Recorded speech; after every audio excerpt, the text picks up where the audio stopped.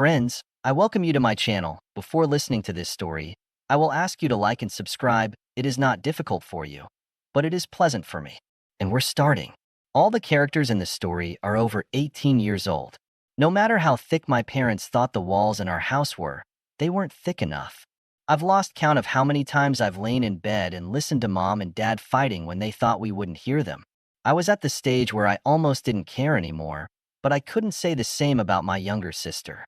As soon as the screams started, it was usually only a matter of time before Monica got up and looked for something to distract from our parents' increasingly obvious problems with each other.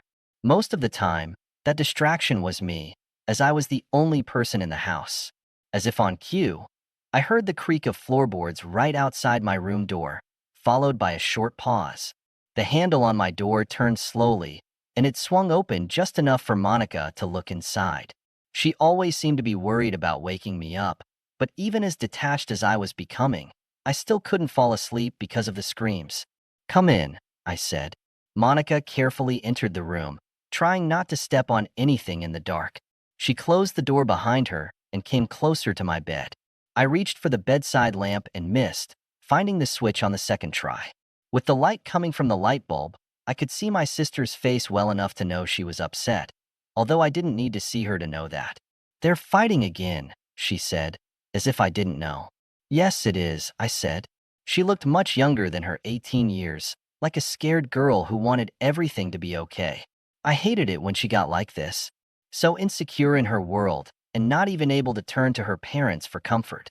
Moreover, it infuriated me that there was nothing I could do about it except create a temporary illusion of security. Why can't they just stop it? "What is it?" she asked. "I don't know," I said. She took another hesitant step toward me, and I finally sat up, pulling off the blanket and throwing it aside. I knew she would want to stay for a while, at least until things calmed down again, but she would never ask. It was as if she was afraid that I would reject her on one of these occasions, and I didn't even want to think about what that might do to her. "Sit down," I said. "It will be over soon." I wish this had never happened. That would be nice, if not more than wishful thinking under the circumstances. My bed was against the wall, and when Monica climbed in next to me, I moved over so we could both lean against it. Once she was comfortable, she pulled on the edge of my blanket and wrapped it around her body. I was sitting on the other half, and it wasn't really cold enough for me to feel the need for it right then. "Do you remember when we were little?" "What is it?" she asked. "Do you think they've always been like this, and we just never noticed?" "No," I said, thinking about it for a second. "I think they really loved each other for a while, and maybe they still do. I don't know. But everything is changing. A lot of things are changing. That's changing, isn't it? I think that's what scares me the most." Monica pulled her knees up to her chest, curling into a protective ball. "Because if such things can change, then many other things can change too. For example, maybe they won't always love me either. Listen, they are, or maybe you won't." She turned her head to me with a neutral expression, but her eyes betrayed her. She was really worried about this possibility. "That's never going to happen," I said, shaking my head with absolute certainty. "Why not?" She insisted. "If mom and dad could stop loving each other then, maybe anyone could." "No way. You forget. I had to grow up with you, and I already know all the most annoying things about you. If we were going to hate each other, we'd be doing it already." "Hey, I'm not annoying," Monica said with a hint of a smile. "If you say so, Miss takes my books without asking. It's strange that these pages bend on their own, isn't it? I can't help the fact that you always have the best," she grumbled. "And you're the one who always finishes the cereal and doesn't add it to the shopping list. But you're dealing with it, aren't you? That's what I'm talking about. We have lived together all our lives, and if such things have not separated us, they will never separate us. I don't know. Do you really think it's just these little things? They must have fallen in love with each other before, right? So if it's not some big secret, then most likely it just accumulates over time." "Maybe you're right." Monica fell silent, and I had nothing more to add, so we just sat together for a while. In the quiet moments that followed, I noticed at some point that the sounds of our parents' quarrel had disappeared. If my sister understood that, she didn't say anything. "It seems safe again," I finally said. hinting that she could walk, but not pushing her out. Yes, she said, and I got the impression that she understood everything too. Do you mind if I stay a little longer? For example, for a few more minutes. I'm not ready to go back to bed yet. If you want. I was tired, but sleep wasn't a big problem for me. I guess that Monica was also more sleepy than she wanted to admit when she leaned against me and rested her head on my shoulder. I'm just going to stay for a while. Don't let me sleep, she said. All right, I said. As expected, we both fell asleep where we were. I woke up slightly disoriented, in a sitting position, exactly where I was last night. Monica curled up in my blanket, resting her head on my lap as if it were a pillow. In the morning light, she looked happier, much more like her usual self. All the worries and fears she had already been erased by sleep, and she seemed at peace. I just wanted her to feel like this all the time. I didn't have to get up right away, although I couldn't stay there forever either, and moving would mean waking Monica up. I decided that I would give her some time to recover on her own before I did. Having nothing better to do, I gently stroked her hair, smoothing it out after the night's mess. Unfortunately, no matter how gentle I was, this touch was enough to disturb my sister, and she moved slightly where she was lying before opening one eye. Is it morning already? What is it? She asked. Yes, I said. I'm sorry. I didn't want to stay here all night. Although I asked you to keep me awake. I shrugged my shoulders. It's okay. I don't mind. Monica rolled off my lap, still wrapped in my blanket, but allowing me to move from what had become a somewhat uncomfortable position. You know, I think I like your bed better, she said. Although I don't know why. Maybe a mattress? I suggested. Yes, maybe. Maybe it's just because you're here too. It's nice not to be alone when I wake up. There is something in this that can be said in favor of this. I moved to the edge of the bed, bypassing Monica, who seemed less inclined to start her day right now. Are you getting up already? What is it? She asked. Yes, I'm going to have breakfast. Do you want me to bring you something? No, I do not know how long I will be gone. Good. She could have just fallen asleep again in my absence, but that wasn't really my problem, and my stomach began to seriously demand food. I didn't have time to reach the kitchen before I realized that someone else was ahead of me there. A faint sound and the smell of something cooking registered in my brain just before I turned the corner, and my suspicions were confirmed. Mom was standing at the sink with a cup of coffee in her hands and a tired expression on her face. Pancakes were cooking on the stove next to a bowl of dough, and apparently they needed to be turned over. Oh, good morning, Mom said, seemingly taken aback by my appearance. I didn't know you were up. I just got up, I said. I stood in front of her and grabbed a spatula so the pancakes wouldn't burn. I thought it would be nice to cook breakfast for you and your sister, she said, but I'm not sure that I'm really as ready for this as I thought. The fact that she didn't even mention Dad told me something, although it wasn't something I couldn't have guessed. The driveway was visible from the kitchen window, and when I looked, I saw that his car was gone. I wasn't sure if he left last night or early this morning. Anyway, it's been a long time since the four of us had breakfast together, and that's unlikely to change anytime soon. I can do it, I said. Are you sure? It's pretty simple. Even I can flip the food over when it starts to brown. Mom gave me a little smile and put her cup on the counter. Okay, thanks. I think I'll go lie down for a few more minutes. Make sure Monica gets up on time and eats, okay? Of course. Standing there and waiting for the pancakes to cook wasn't exactly what I wanted to do, but for some reason I stopped there anyway. I was tempted to cook just enough for myself and Monica right now and leave the rest of the dough for later, since I didn't expect Mom to be back anytime soon. The only thing is, I really had no idea how well it would be stored. Fortunately, my sister showed up very soon, so I didn't have to wait alone. She hadn't dressed for work yet and was still in her nightgown and bare legs. She instantly perked up when she noticed what I was doing.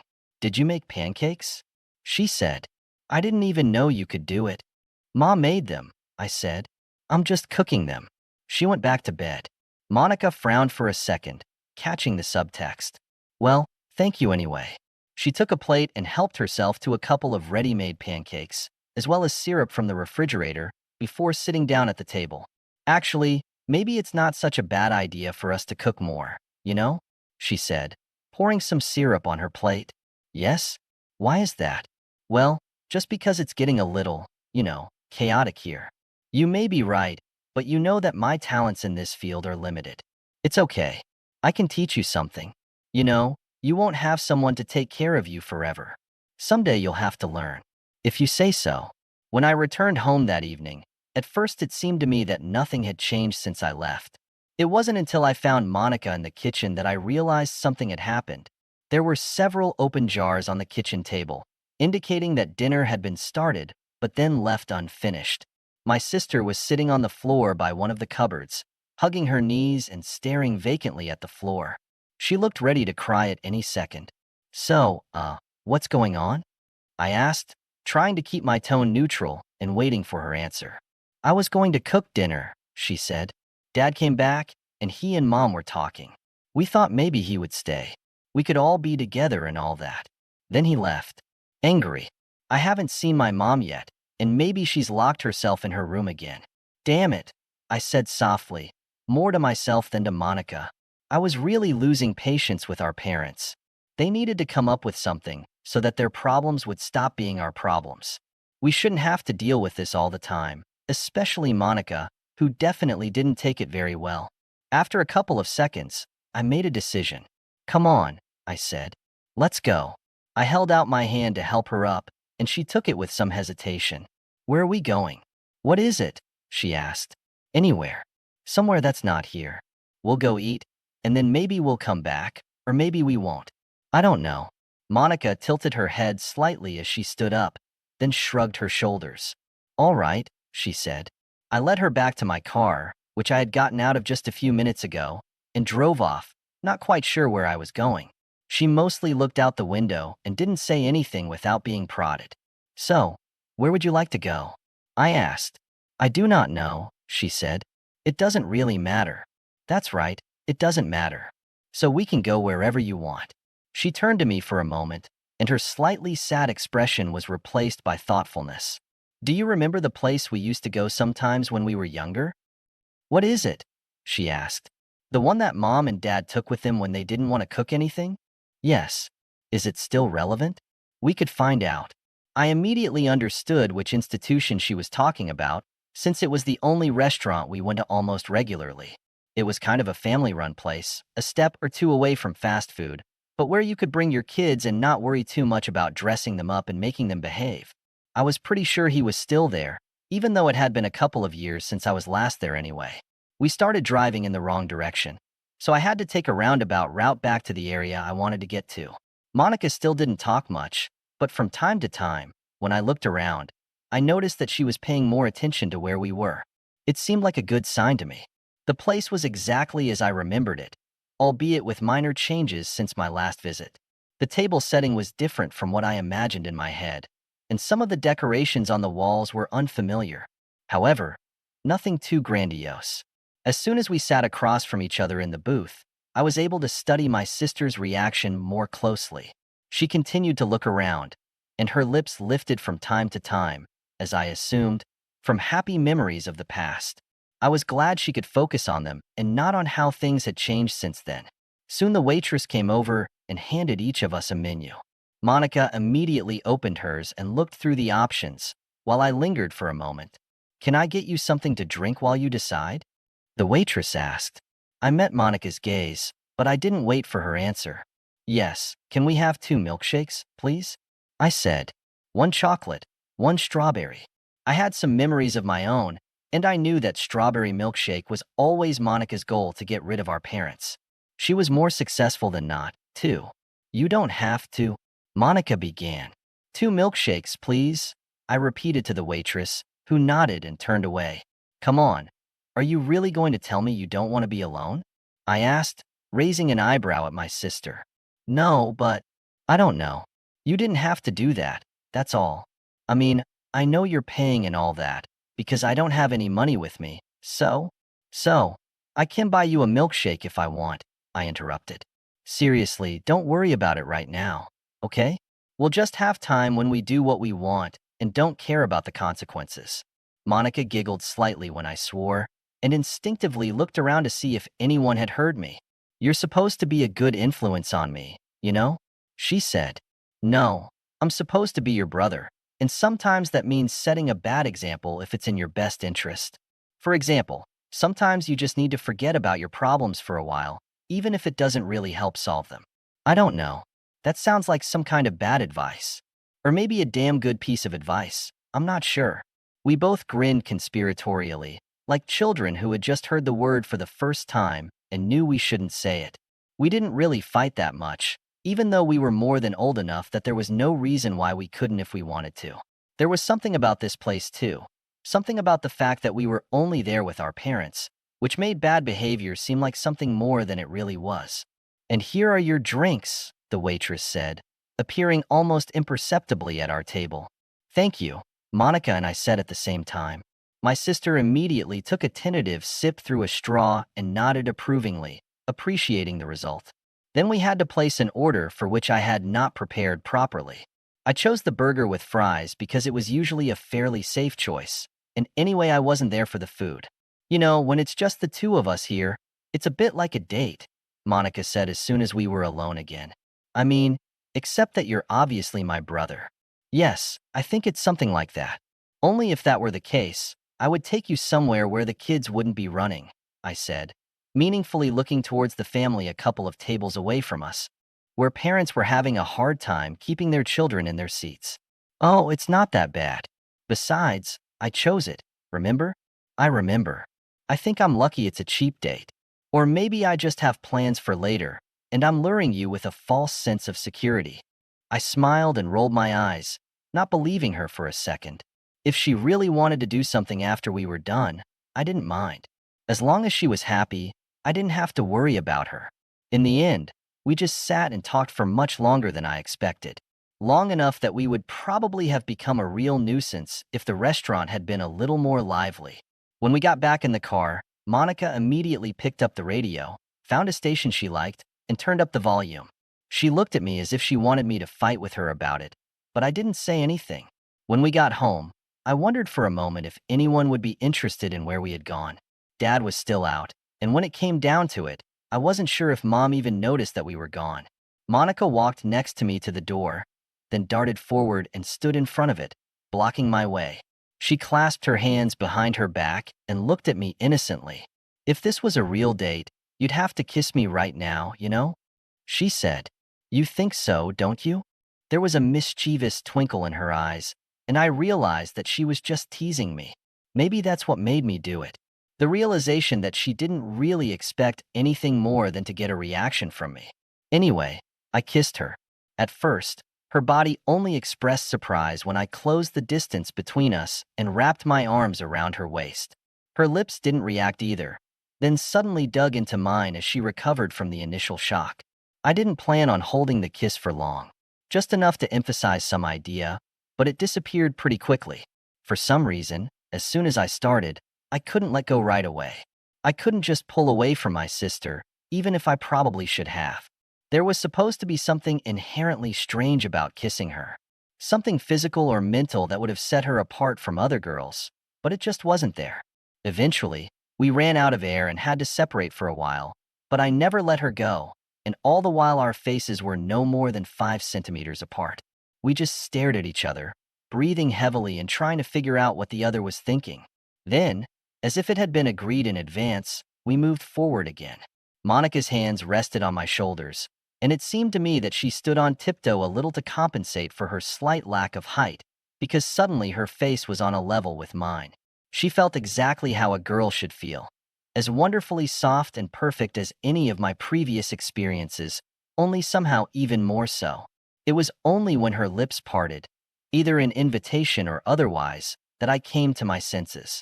Kissing my sister is one thing. Using language is taking it to a completely unjustified level. I pulled away when she tried to snuggle up to me for a second, then abruptly pulled away too and looked away in embarrassment. "Maybe this has gone too far," she said after a moment of awkward silence. "Yes, I suppose so," I agreed. "I mean, there's nothing special about it, right? But if someone saw something like this, they would probably get the wrong idea." "That's right."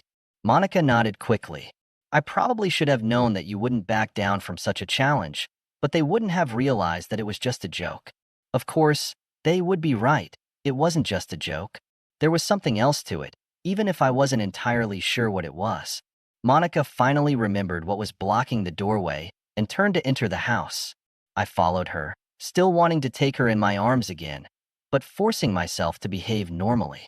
She stopped before heading to her room and looked at me with a mixture of uncertainty and hope. It's okay if I come to you again tonight. Will it be okay? What is it? She asked. I could give a lot of answers, some better than others. The problem was that I didn't know exactly what I should tell her. After I kissed her a few moments ago, it might have been preferable to keep a little distance, but I really didn't want to do that. Besides, it was supposed to be just one time. There had never been even a hint of something like this before. Of course, I said simply. Okay, she said, and a semblance of a smile appeared on her lips before she turned away from me again. I hoped it wasn't the wrong answer. It was a peaceful evening. No drama from the parents, and I don't think I even saw Monica again before I went to bed. It occurred to me that if she had been in a more comfortable state of mind, she might not really have needed to talk to me again. With these thoughts in mind, I allowed myself to start falling asleep without bothering to wait for her.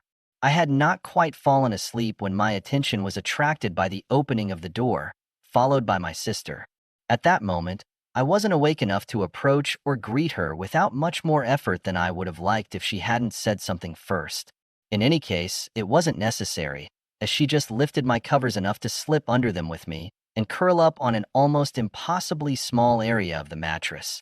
My bed wasn't that big, but she seemed determined not to bother me and managed to arrange herself so that our bodies barely touched. Good night, I heard her weak voice. I muttered something similar in response, and after a few moments I fell asleep. That night I dreamed about Monica. Actually, it wasn't her at first, just a fuzzy image of a girl I could have sworn I knew but couldn't remember. As usual with my dreams, later I didn't remember all this, and I couldn't necessarily make sense of what I remembered. She didn't mind me looking at her, and seemed to want me to touch her too. Although I had problems with it, I couldn't seem to control where I touched her. It was around this point that I began to suspect that I might be dreaming. As soon as this thought occurred to me, it became quite obvious that this was the case. There was too much nonsense in the whole scenario for it to be otherwise. As soon as I came to my conclusion and remembered that I was in bed next to Monica before I fell asleep, the girl became my sister. Maybe that's what she's been like all this time. Her body was still not clearly defined, and there was no way it could be completely accurate since I couldn't see it, but the face definitely belonged to her.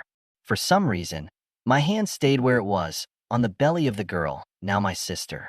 I couldn't take it away, and she smiled encouragingly, as if she didn't want me to do it. However, I couldn't digest it, and then I woke up. For a second, I was disoriented, not by the room, but by the person next to me. It was Monica, of course, but somehow we got closer while we were sleeping, and our bodies were pressed against each other. In fact, we were hugging when I allowed myself to admit it. My hand was on the exposed skin of her stomach, and then it became clear why my actions were so restrained, as they were in my dream. My brain didn't want to process sensory information when it had usable real information that it could supply me with. As soon as I realized how close I was to touching my sister inappropriately, it became very clear to me that I needed to change my position. Getting her shirt back to its original state without waking her up would be difficult, but I couldn't leave it where it was.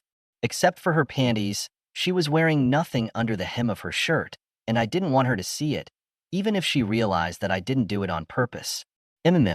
Monica moaned softly. She moved a little and raised her hand to squeeze mine before I could take it away. Are you awake? I asked. She didn't answer right away, and I was almost ready to believe that she was still asleep when she spoke. Yes, she said. How long? I don't know. A few minutes.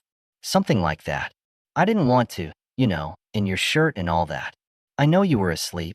At first I thought you were awake. Then I realized that you weren't. Monica didn't show the slightest sign of rejection. Besides, if she wasn't asleep, she took her hand away on purpose. If you let me go, I can roll over and give you some space, I said. Why? I'm loving it. It's nice to be around, isn't it? It was really nice. I was wearing only shorts, and Monica's shirt was unbuttoned, and I could feel her skin pressing against mine. Warm, delicate skin. That's not the point, I said. She didn't answer right away, but then she took her hand away from mine, allowing me to break contact with her if I wanted to. Do you want me to leave? What is it? She asked. I didn't want her to leave, but it raised the question of exactly what I was trying to achieve. No, I said. Good. Maybe you should straighten your shirt after all, just so it's not all crumpled up. It was a weak excuse for my request, but I hoped Monica would just accept it as it is. She stirred and raised her hands to grab her shirt, but instead of pulling it back, she pulled it over her head and threw it away. That wasn't what I meant, and you know it, I said. I know, but I like it when you hug me like that. I want to feel you. Well, she could feel me well. I suppose I could have rolled back at any moment if I really wanted to, but I didn't. Monica put her hand on top of mine and squeezed it tightly where it lay on her stomach. She fully expected us to spend the night like this. It's not going to work, I said. Why not? Because sister or not, you're still a girl, and you're barely wearing any clothes right now. I didn't know if she had felt it yet or not, but she would soon. To you. Do I need to take care of this? What is it? She asked softly. Will everything be all right then? Maybe, but I can't do it here with you. I won't look, she promised. You can just do it, and then we can go back to sleep. It doesn't really matter. It's kind of for me. Come on, everyone does that.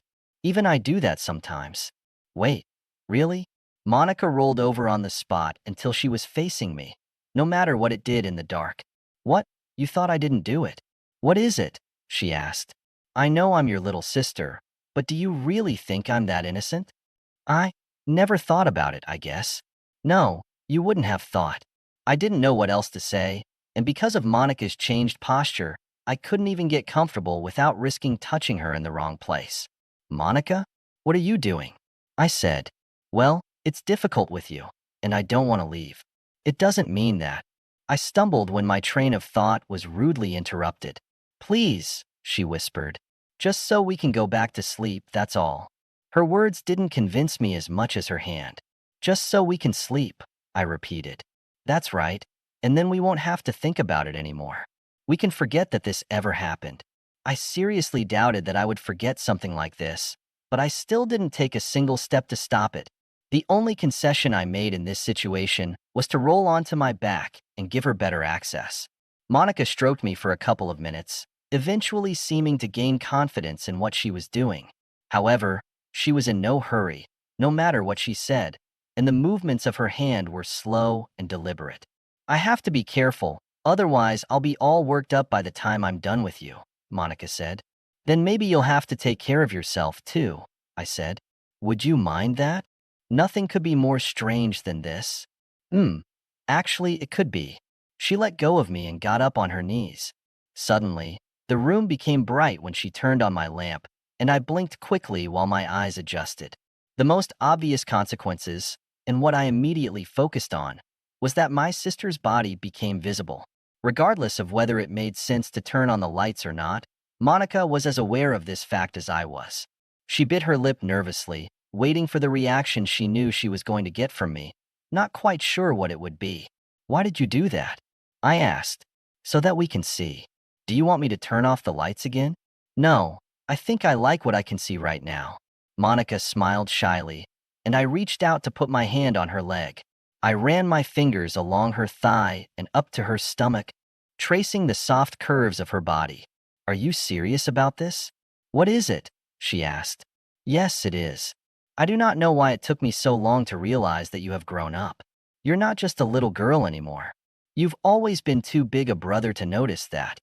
I'm sorry. Although now I notice. You kind of would have to. She was right. It didn't matter who it was. Although it was different with her. My thoughts went back to the moment we kissed, and combined with the current image she presented, I had to reconsider my opinion of her quite significantly. It was impossible to keep thinking about her completely platonically when she aroused feelings in me that a younger sister simply shouldn't be capable of. May I? What is it? She asked. Settling over me, she sank lower and lower until she almost sat on my leg. I had no idea if it was a conscious decision or if she was just following her instinct. I don't think it's going to work, I said. I know, but I can't. I don't want it to be too weird. It's a little late for that. Just do what you have to do. Is this normal? What is it? She asked. It would be difficult for me to say no to anything at this stage.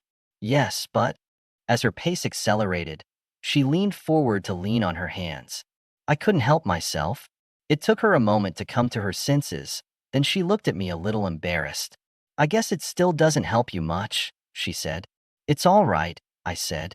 The front of her panties was soaked, and it looked like she was uncomfortable wearing them for a long time. Besides, I still wanted to get them out of the way for my own purposes. I watched for any signs of reluctance on my sister's part. I felt my sister's arms wrap around my back. I stopped instantly and stared at my sister, realizing that this was definitely going too far, but I couldn't pull away on my own.